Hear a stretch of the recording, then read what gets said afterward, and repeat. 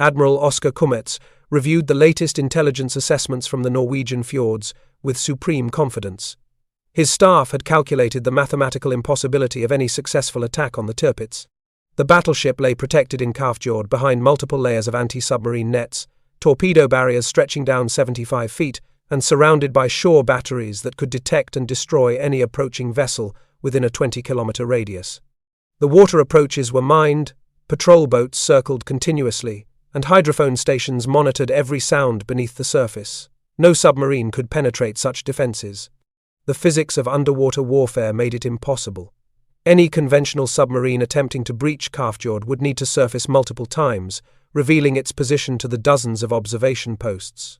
The nets themselves were inspected twice daily by divers, and any attempt to cut through them would trigger immediate alerts. Kummetz's analysis was unequivocal. The Tirpitz was invulnerable in her northern fortress, as secure as if she were in a German dry dock. What he didn't know was that at that very moment, 6 experimental midget submarines, each no larger than a railway carriage, were departing Scotland, being towed northward by conventional submarines toward Norwegian waters. Their crews, 4 men per craft, were preparing to attempt what German naval science had declared physically impossible. These X-craft, as the British designated them, were about to prove that the most heavily defended warship in history could be reached by vessels so small they could slip beneath anti-submarine nets, so quiet they evaded hydrophones, and carrying enough explosive power to cripple a 50,000-ton battleship. Within 11 days, these tiny submarines would penetrate every defense the Germans had erected, place 8 tons of high explosive beneath the Tirpitz, and demonstrate that no anchorage, regardless of its defenses, was truly impregnable. The German Admiralty's finest defensive planning was about to be defeated by crews of volunteers in submarines that violated every principle of conventional naval warfare. Admiral Karl Dönitz, newly appointed Commander-in-Chief of the Kriegsmarine since January 1943, had personally overseen the Tirpitz's defensive arrangements after taking command from Admiral Raeder. Admiral Karl Dönitz, who had replaced Raeder in the aftermath of the Battle of the Barents Sea on 31 December 1942, understood the strategic value of keeping the battleship operational. Even immobilized in a fjord, Tirpitz tied down enormous Allied resources. British calculations showed that protecting Arctic convoys from the threat of Tirpitz required 2 battleships, 1 fleet carrier, multiple cruisers, and dozens of destroyers permanently stationed in northern waters. Tirpitz acted as a fleet in being, forcing the British Royal Navy to retain significant naval forces in the area to contain the battleship. Dönitz considered this the perfect strategic equation, 1 German battleship neutralizing an entire British fleet without firing a shot. The defensive arrangements at Kaafjord represented the culmination of 2 years of German engineering and tactical planning. The fjord itself provided natural protection, with sheer cliffs rising 800 feet on either side, making aerial attack extremely hazardous. The air defense system surrounding Kaafjord was exceptionally dense, with 88 anti-aircraft guns positioned on the surrounding heights, capable of creating an impenetrable curtain of fire. The approaches from the sea were even more formidable. Double anti-torpedo nets surrounded the Tirpitz, each net extending from the surface to depths of 75 feet, far exceeding what intelligence had suggested. Shore-based torpedo batteries covered every angle of approach. Patrol boats equipped with hydrophones and depth charges maintained constant vigilance.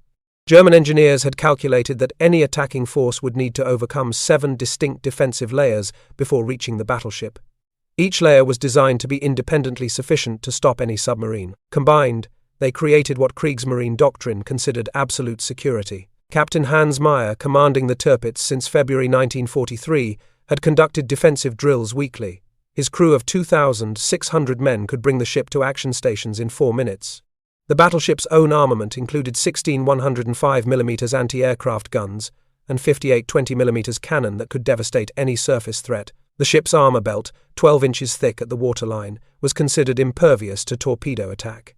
Even if an enemy submarine somehow penetrated all defenses, German naval architects believed that the Tirpitz could absorb multiple torpedo hits and remain operational. The ship had been designed with redundant systems, compartmentalized flooding controls, and damage control capabilities that exceeded any warship afloat. Meyer reported to Admiral Northern Waters that the Tirpitz was safer in Kaafjord than she would be in Wilhelmshaven. The only threat he acknowledged was heavy bombing, and even that was mitigated by smoke generators that could obscure the entire fjord in 8 minutes. At HMS Vabel, the former luxury hotel on the Isle of Bute that served as headquarters for the 12th Submarine Flotilla, The challenge of attacking Tirpitz had consumed 18 months of planning and training. The operation was directed from Royal Navy shore establishment HMS Basil, located in Port Bannatyne on the Isle of Bute. It had been the Kyle's Hydropathic Hotel, a luxury 88-bedroom hotel, and had been requisitioned by the Admiralty to serve as the flotilla's headquarters. The X-craft themselves represented a revolution in submarine design, purpose-built for this single mission. At 51 feet long, displacing 35 tons, they were 1/10 the size of a conventional submarine. Their crew of 4 men operated in conditions so cramped that they could not all stand upright simultaneously. The submarines had no torpedoes, no deck gun, no offensive weapons except 2 side charges, each containing 2 tons of amatol explosive. These charges could be released beneath a target and detonated by timer. The charges were detonated by a time fuse designed to sink to the seabed and create a tamping effect that would buckle the hull above. The volunteers who crewed these craft understood the mission's near-suicidal nature.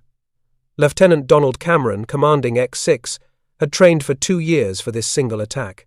Lieutenant Basil Place, commanding X7, had practiced penetrating mock net defences hundreds of times. Lieutenant Henty Creer, commanding X5, had helped develop the tactics they would employ. Each man understood the extreme risks involved. If detected approaching the nets, they would be depth-charged. If entangled in the nets, they would suffocate as their oxygen ran out. If they successfully planted their charges, they had minimal time to escape the blast radius. The betting at Basil gave them 1 chance in 5 of returning. Yet when Admiral Sir Max Horton, Flag Officer Submarines, visited in early September 1943 to wish them luck, he found the crews in extraordinary spirits. Their confidence was not youthful daredevilry, but was based on the firm conviction, formed during many months of arduous training, that their submarines were capable of doing all that their crews demanded of them. The technical challenges of the mission defied conventional submarine doctrine. The X-craft would need to be towed 1,200 nautical miles from Scotland to Norway by regular submarines, a journey that would take 8 days through some of the world's roughest seas. During this passage, 3-man passage crews would operate the X-craft, conserving the 4-man operational crews who would conduct the actual attack. The transfer of crews would need to occur in enemy waters, in weather conditions that made even standing on a submarine's deck hazardous. Once released, the X-craft would need to navigate 50 miles of defended waterway, penetrate multiple net barriers, avoid minefields, evade patrol boats, and position themselves beneath a target they might not be able to see. Their periscopes, deliberately made ultra-thin to avoid detection, provided minimal visibility. Their speed submerged was 4 knots maximum. Their endurance was limited by the physical capacity of crews operating hand-cranked pumps and breathing increasingly toxic air. On 11 September 1943, 6 conventional submarines departed Loch Cairnborne, Scotland, each towing an X-craft through towering seas. The passage immediately validated German skepticism about such operations. X9, under tow by HMS Curtis, disappeared during the night of September 15 to 16 when its tow line parted in heavy weather. All hands were lost. X8, commanded by Lieutenant Jack Smart, developed catastrophic leaks in its explosive charges and had to jettison them. When the charges detonated prematurely, they damaged X8 so severely she had to be scuttled. By September 19, only 4 X-craft remained operational. On 19 September, only 4 X-craft remained operational. During the transit, Rear Admiral submarines had transmitted their attack orders. The X5, X6 and X7 would attack the Tirpitz, while X10 would target the Scharnhorst, but X10 immediately developed mechanical problems. Her periscope flooded, her gyro compass failed, and her commander, Lieutenant Kenneth Hudspeth, faced an agonizing decision. Any attempt to attack in X10's condition would likely result in detection, compromising the entire operation.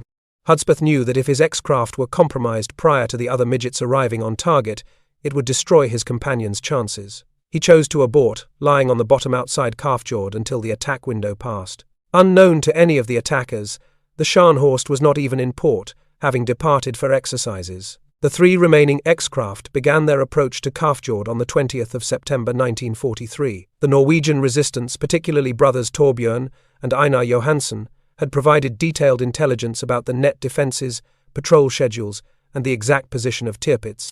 Intelligence contributing to the attack on Tirpitz was collected and sent to the Royal Navy by the Norwegian resistance, especially brothers Torbjørn Johansen and Einar Johansen, but intelligence was imperfect. The nets were deeper than reported, the patrols more frequent, and critically, There were 3 layers of anti-torpedo nets around Tirpitz, not the 2 that intelligence had indicated. Each X-craft commander would discover these errors only when entangled in nets that shouldn't exist. The approach through the outer fjords tested every skill the crews had developed. They could surface only at night, and then only for minutes to charge batteries and refresh air. By day they crept along the bottom, navigating by compass and stopwatch, occasionally risking a periscope observation that might reveal their position. German patrol boats passed overhead repeatedly, their propeller noise filling the X-craft's tiny hulls with mechanical thunder. The crews operated in conditions that would have been considered torture in any other context. The temperature inside approached freezing. Condensation dripped constantly from every surface. Carbon dioxide levels rose steadily despite the chemical air purifiers.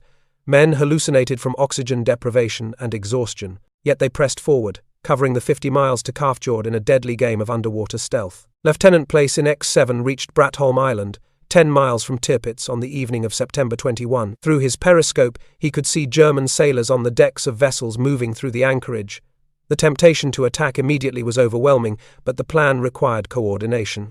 All attacks were to occur on September 22, maximizing the chance that at least one X-craft would succeed. Place bottomed X7 inches a small cove, and waited, his crew breathing air that grew more poisonous with each passing hour. Lieutenant Cameron in X6 faced a crisis that would have ended most missions. His periscope had been leaking since September 20, flooding progressively until it was nearly opaque. Navigation would have to be by compass alone, approaching a target he couldn't see through defenses he couldn't observe. His crew spent the night attempting repairs with minimal success. In the early morning hours of September 22, both X6 and X7 began their final approaches into Kaafjord. Cameron's first obstacle was the anti-submarine net at Kaafjord's entrance. His plan had been to send out his diver to cut through, but fate intervened. At dawn, he observed through his damaged periscope that the net was opening to admit a coaster. In a decision that exemplified the entire operation's combination of calculation and audacity, Cameron ordered full surface speed. X6 charged through the gap in the wake of the coaster, her hull partially exposed, passing within 50 yards of German sentries. No alarm was raised. X7 under Place had worse luck with the nets. Believing intelligence reports that they extended only to 60 feet, he dove to 75 feet to pass beneath them. The intelligence estimates on the net defenses had been wrong. X7 became completely entangled, her hull wrapped in steel mesh. For 30 minutes, Place alternately flooded and blew ballast, running his motor full astern then full ahead, trying to tear free. The noise must have been audible to any hydrophone operator, yet no alarm sounded. Finally, X7 broke free, but the gyro compass was now completely unreliable. The inner defenses of Kaafjord should have been impenetrable. Patrol boats crossed the water every 15 minutes. Observer posts with binoculars monitored every meter of water surface. Hydrophone stations listened for any unusual sound, yet both X6 and X7 continued their approach toward Tirpitz. X6, virtually blind, ran aground on an uncharted sandbank, less than 1,000 yards from the Battleship.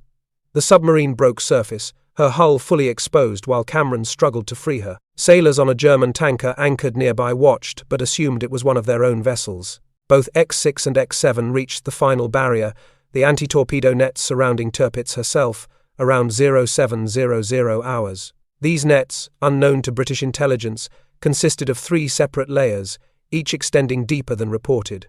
Cameron, unable to see through his flooded periscope, made the decision to surface and attempt a visual approach. X6 broke surface just 500 yards from Tirpitz. German sailors on the battleship's deck could see the tiny submarine. For several seconds, nothing happened. Then, recognition dawned, and alarms began sounding across the anchorage. Cameron knew he had minutes before depth charges started falling. He ordered full speed ahead, crashing X6 into the torpedo nets, hoping momentum would carry her through. The submarine tangled immediately, held fast in steel mesh. For 15 agonizing minutes, X6 hung in the nets, while German sailors scrambled to man anti-submarine weapons. Cameron ordered his crew to rock the boat, shifting their weight from side to side, while running the motor at maximum revolutions. Finally, with a tearing of steel, X6 broke through. She was now inside all defenses, less than 200 yards from Tirpitz. Cameron released both side charges, each containing 2 tons of amatol, set to detonate in approximately 1 hour. X6 had completed her mission, but escape was impossible. With her periscope destroyed, compass useless, and German destroyers already heading toward her position, Cameron surfaced X6 directly alongside Tirpitz and surrendered. Place in X7 was having his own desperate struggle with the nets. After his first entanglement at the outer barrier, he had successfully navigated to the inner nets, only to discover they were far more extensive than intelligence suggested. X7 spent 45 minutes trying to find a way through, becoming entangled twice more. Each time, Place had to blow ballast to break free, sending up telltale air bubbles that should have triggered immediate attack. Yet German observers, focused on the drama of X6's surrender, failed to notice. Finally, X7 slipped beneath the nets and reached her attack position. Place released his charges directly beneath Tirpitz's engine rooms, also setting the timers for approximately 1 hour. The fate of X5 under Lieutenant Henty Krier remains one of the operation's mysteries. X5, commanded by Lieutenant Henty Krier, disappeared with her crew during source. She is believed to have been sunk by a direct hit from one of Tirpitz's 105mm guns before placing demolition charges. Later in the morning, lookouts on Tirpitz spotted a submarine periscope 500 yards outside the nets. The battleship's guns opened fire, and observers reported scoring hits. Whether X5 had already placed charges or was still attempting to penetrate the defences will never be known. All 4 crew members perished. Aboard Tirpitz, Captain Meyer had initially refused to believe the reports of midget submarines small enough to penetrate the nets yet carrying enough explosives to threaten a battleship seemed absurd. But with X6's crew now prisoners on his deck, and reports of X7 entangled in nets, Meyer ordered immediate countermeasures. Upon capture, the crewman informed the German captain Hans Meyer that there would be explosions under Tirpitz within an hour. He attempted to move Tirpitz using her anchor chains, trying to slide the ship away from wherever charges might have been placed. Divers were ordered down, and they reported finding massive charges on the seabed. At 8:12 inches the morning, the first explosion erupted beneath Tirpitz. The force was extraordinary, lifting the 50,000-ton battleship several feet and shifting her bodily to port. 3 more detonations followed in rapid succession. The cumulative effect was catastrophic. All 3 of Tirpitz's main turbines were knocked off their mountings. Electrical systems throughout the ship failed. Our turret was lifted off its roller path and jammed. Fire control systems were destroyed. Most critically, the hull was twisted, opening seams that allowed progressive flooding. While not in danger of sinking, she took on over 1,400 tons of water and suffered significant mechanical damage. The damage assessment conducted by German engineers was devastating. Every major system on Tirpitz was affected. The main armament was largely unusable, with turrets jammed and fire control destroyed. The propulsion system was wrecked beyond repair without dry dock facilities. The 8 tons of amatol that exploded underneath the Tirpitz did not sink the battleship, but severely damaged all 3 main engines, all lighting and electrical equipment, 1 generator room, the hydrophone station, anti-aircraft control positions, port rudder, range-finding equipment, and both B and X turrets. Admiral Northern Waters reported to Berlin that Tirpitz would require minimum 6 months of repairs, assuming she could reach a properly equipped port. She never would. The aftermath for the X-craft crews was remarkably varied. Cameron and his crew from X6 were already prisoners when the explosions occurred. Place from X7 managed to escape his sinking craft, but was captured on the surface. 2 of his crew, Sub-Lieutenant Whittam and Engine Room Artificer Whitley, went down with X7 when she sank following the explosions. Sub-Lieutenant Aitken miraculously escaped from the sunken X7 using Davis submarine escape apparatus, surfacing after being on the bottom for hours. The Germans, despite the damage to their ship, treated the prisoners with notable respect, recognizing the extraordinary courage required for such an attack. Admiral Dönitz received the damage reports with a mixture of rage and reluctant admiration. In his war diary, he wrote that the attack demonstrated extraordinary courage and determination, but the strategic implications were catastrophic. The mere possibility of Tirpitz sortying into the Atlantic, which had tied down enormous Allied resources, was eliminated. The psychological impact was equally severe. If midget submarines could penetrate the most heavily defended anchorage in German possession, nowhere was safe. Dönitz ordered immediate reviews of all naval-based defences, but the fundamental problem was unsolvable. The X-craft had demonstrated that sufficient determination could overcome any static defence. The technical analysis conducted by German engineers revealed the ingenious simplicity of the British approach. Rather than attempting to match complex defensive systems with equally complex offensive weapons, the X-craft represented radical minimalism. They were too small for conventional detection methods, too quiet for hydrophones designed to detect full-size submarines, and too simple to suffer the mechanical failures German planners had assumed would stop any long-range special operation. Every aspect was designed for this single mission, accepting limitations that would be unthinkable in a conventional submarine. The British reaction to Operation Source was mixed jubilation and grief. The mission had succeeded beyond reasonable expectations, but at heavy cost. For this action, the commanders of the craft, Lieutenants Donald Cameron, 10-6, and Basil Place, 10-7, were awarded the Victoria Cross, Britain's highest decoration for valour. Although Operation Source cost the British 7 dead and 6 captured, the strategic success was undeniable. The Royal Navy had eliminated the Kriegsmarine's most powerful surface unit as an offensive threat. Churchill, who had been personally frustrated by the inability to destroy Tirpitz, called Operation Source one of the most courageous acts of all time. The First Sea Lord, Admiral Cunningham, noted that small teams in submarines costing less than a single destroyer had accomplished what hundreds of bombing sorties had failed to achieve. Investment in special operations forces, previously seen as peripheral, now became central to Allied planning. The German response went beyond damage control to fundamental doctrinal revision. The attack had demonstrated that technological superiority and defensive complexity could be defeated by determination and innovative thinking.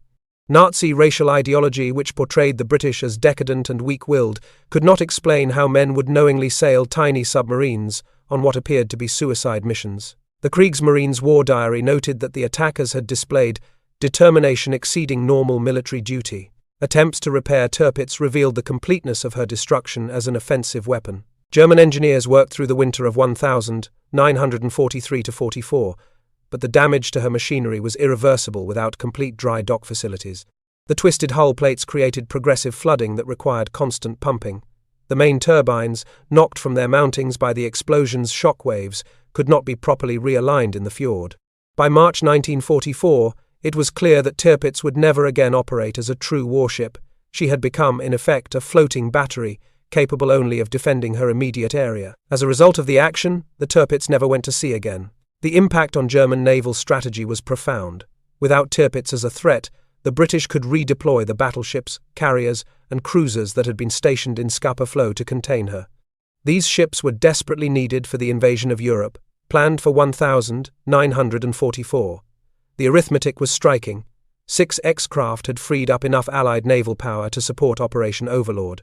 Admiral Tovey, Commander-in-Chief Home Fleet, calculated that Operation Source had released forces equivalent to a full battle squadron for other duties. The German surface fleet's ability to threaten Allied shipping was effectively ended by small teams in midget submarines. The technological lessons from Operation Source influenced submarine development worldwide.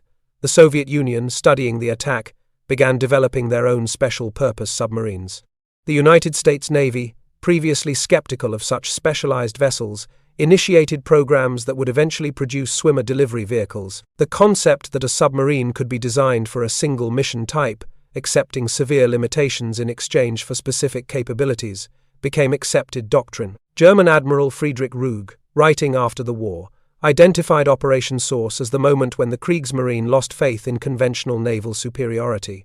If the most heavily defended anchorage in German possession could be penetrated by submarines the size of fishing boats, then the entire concept of naval-based defense required revision. But revision required resources Germany no longer possessed. The man-hours spent attempting to repair Tirpitz, the materials consumed, the specialized workers diverted from other projects, all represented resources Germany could not spare in 1943–44. Dönitz himself admitted that the resources spent on Tirpitz after Operation Source could have built 50 U-boats. The prisoners from X6 and X7 spent the remainder of the war in German captivity, but were treated with unusual respect. German naval officers, recognizing fellow seamen who had achieved something extraordinary, ensured they received proper treatment under the Geneva Convention. Cameron and Place were frequently interviewed by German naval intelligence, not for military information but from professional curiosity about how they had achieved the impossible. One German officer reportedly told Place, "We calculated every possible form of attack. We never calculated that men would accept certain death to damage one ship." Place corrected him. "We didn't accept certain death, we accepted probable death. There's a difference." The final accounting of Operation Source revealed its extraordinary efficiency. 9 X-craft had been built for the operation at a cost of approximately £50,000 each. 6 had participated in the mission. 3 had successfully attacked.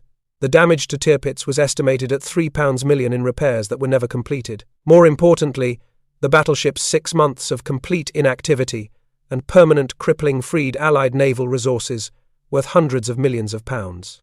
In the cold mathematics of war, Operation Source achieved a return on investment that no conventional naval operation of the war matched. Norwegian resistance members who had provided intelligence for the operation faced severe German reprisals. Several were executed, others sent to concentration camps. Yet, the Norwegian underground continued providing intelligence on Tirpitz's condition, enabling the Allies to verify that she remained crippled.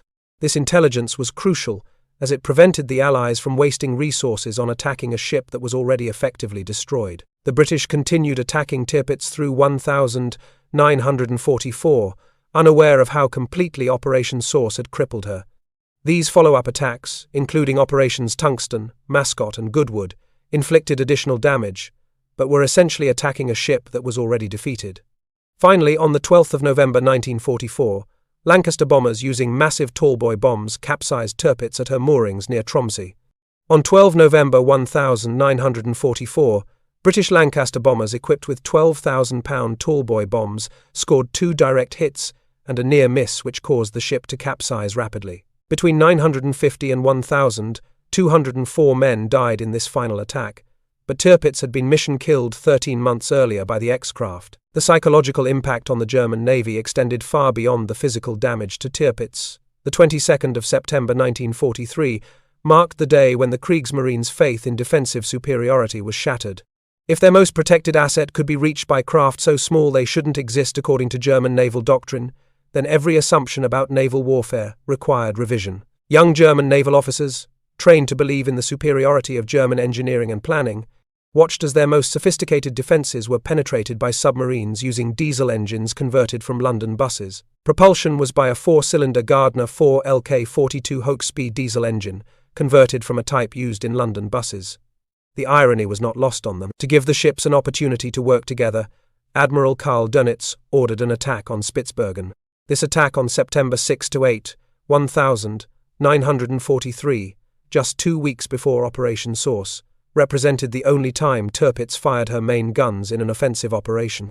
During the bombardment, Tirpitz fired 52 main battery shells and 82 rounds from her 15 cm secondaries. This was the first and only time the ship fired her main battery at an enemy surface target. The success of this raid had reinforced German confidence in Tirpitz's invulnerability.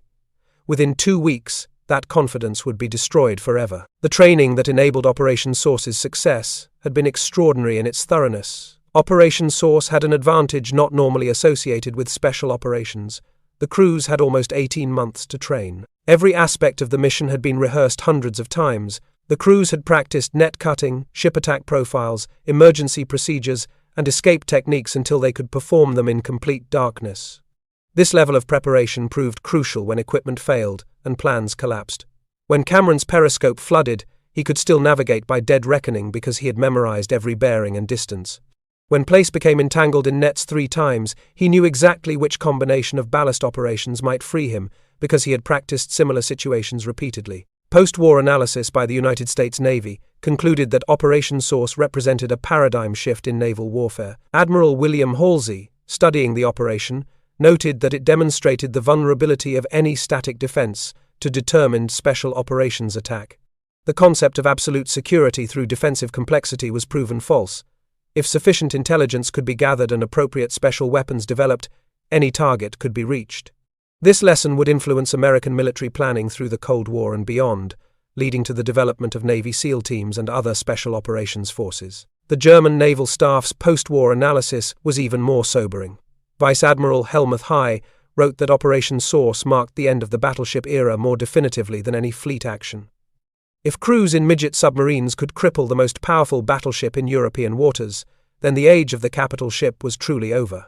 The resources Germany had invested in Tirpitz, enough to build hundreds of U-boats or thousands of aircraft, had been neutralized by an investment smaller than a single destroyer. The ripple effects of Operation Source extended throughout the remaining war. German naval bases from France to Norway implemented new defensive measures, diverting resources from offensive operations. Thousands of troops were reassigned to harbor defense duties.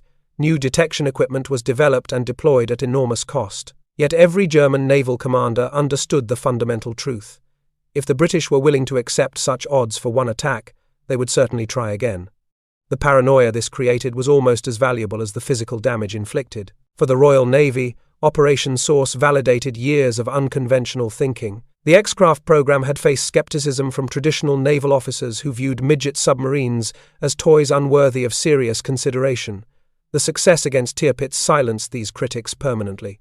Resources flowed into special operations development. New X-Craft were constructed with improved capabilities.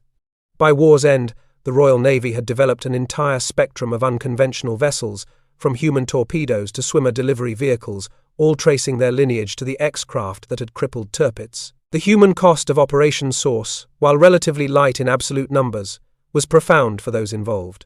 The survivors carried the physical and psychological scars for the rest of their lives. Cameron and Place, despite their Victoria Crosses, rarely spoke publicly about their experiences. The weight of sending men to almost certain death, even in wartime, was a burden that never fully lifted. Aitken, who had escaped from the bottom of the fjord, suffered from claustrophobia for decades afterward. The German defenders of Kaafjord also paid a price beyond the physical damage to their ship. Many suffered from what would now be recognized as post-traumatic stress, having witnessed their supposedly impregnable defenses breached by an enemy they couldn't see or stop.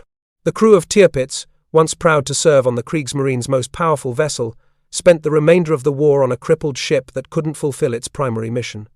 Morale plummeted and never recovered. When Tirpitz was finally sunk in November 1944, many survivors reported feeling relief that their ordeal was finally over. In the broader context of World War II, Operation Source demonstrated that technological superiority alone could not guarantee victory. The Germans had created the perfect defensive system according to every principle of naval warfare they understood. They had prepared for every contingency they could imagine, yet they had failed to account for human determination pushed beyond rational limits. The X-Craft crews had accepted odds that German planning deemed impossible, because they were desperate to eliminate the threat Tirpitz posed, and desperation can make the impossible merely unlikely. The influence of Operation Source extended well beyond World War II. During the Cold War, both NATO and Warsaw Pact forces studied the attack as a model for special operations. The Israeli Navy's attacks on Egyptian vessels used principles developed from Operation Source. The Argentine Navy's planning for operations against British forces in 1982 specifically referenced the X-Craft attacks as examples of how smaller forces could threaten larger ones. Even in the 21st century, naval special operations forces worldwide study Operation Source as a masterclass in planning, training, and execution under extreme odds. The technical innovations developed for Operation Source also had lasting impact.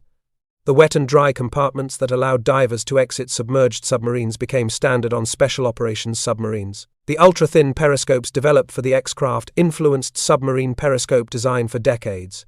The side charge concept, while not ultimately successful in sinking Tirpitz, led to development of more effective limpet mines and underwater demolition charges. The Davis submarine escape apparatus that saved Aitken's life became the basis for improved submarine escape systems that saved countless lives in peacetime accidents. Perhaps the most profound legacy of Operation Source was its demonstration that no defense is absolute. The Germans had created what they believed was an impregnable fortress for their most valuable naval asset. They had layers of redundant defenses, constant patrols, and sophisticated detection equipment.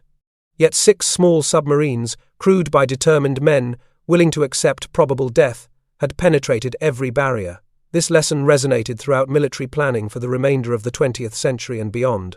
The last word belongs to Lieutenant Godfrey Place, who survived the war and lived to see his actions studied in naval academies worldwide. Asked years later if he had known the odds against success, he replied, "Of course we knew. That's why we knew it would work. The Germans calculated odds. They did their mathematics perfectly. But they calculated that no rational military force would accept those odds. We weren't trying to be rational. We were trying to win the war. Sometimes those are different things." The German officers who had dismissed the possibility of midget submarines threatening capital ships learned the hardest lesson of modern warfare. Determination can overcome calculation, innovation can defeat preparation, and small crews who accept probable death can change strategic reality more than thousands who follow conventional doctrine. The X-Craft attack on Tirpitz proved that in warfare, as in physics, the smallest particles properly directed can release the most devastating energy. The German Navy never recovered from the psychological impact of Operation Source. the moment when their most powerful weapon was crippled by their smallest enemy. The mathematics of war had been rewritten in the cold waters of a Norwegian fjord, and the equation would never be the same.